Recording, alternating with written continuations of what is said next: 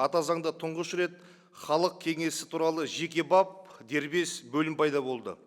Бұл құрылым жай ғана формальды органға айналмас үшін 72-ші баптың редакциялық нұсқасында Қазақстан халық кеңесі құрылтайға заң жобаларын енгізе алады деп нақты көрсетілді. Бұл халықтың пікірін мемлекеттік шешім қабылдау үдерісіне жүйелі енгізуге арналған саяси институт. Яғни форманың логикасы, өзегі билікті нығайту емес, керісінше азаматтық қоғамның рөлін күшейту. Сонымен қатар, халық кеңесі республикалық референдум тағайындау туралы бастама көтере алады. Осындай құқық беріледі.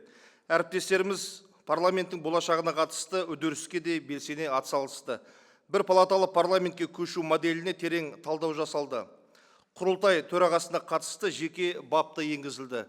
Жаңа айтылғандай ұсынылған редакцияның 49-ші бабының 1-ші тармағында Қазақстан Республикасының құрылтайы, Қазақстан Республикасының заң шығару билігін жүзеге асыратын ең жоғары өкілді орган деп нақты жазылды. Тағы бір маңызды өзгеріс.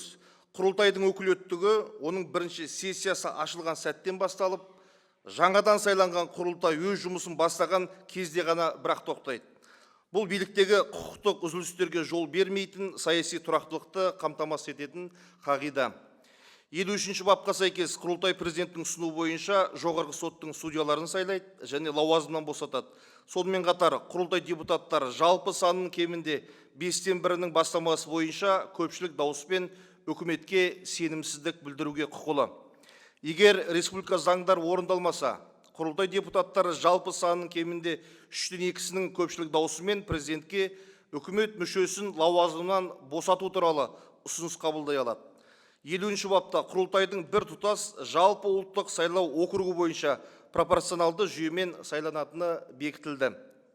Яғни құрылтайға кандидаттар партиялық тізім бойынша сайланады. Бұл саяси өмірге халықтың кең әлеуметтік топтарын тартуға мүмкіндік береді, партиялар арасындағы кәсіби бәсекелестікті күшейтеді. Қанша дегенмен әр партияның артында өзінің бір аналитикалық зерттеу орталықтар бар, ресурстары, өңірдегі ғимараттары, аппараттық әкімшілік әлеуеті тұрады. Бұл депутатқа кәсіби жұмыс істеу, заң жобаларын терең талдау жасау, әлеуметтік топтар мен өңірлердің мүддесін есепке алу мүмкіндігін береді. Нағыз тартыс бізде кәсіби партиялардың арасында болу керек.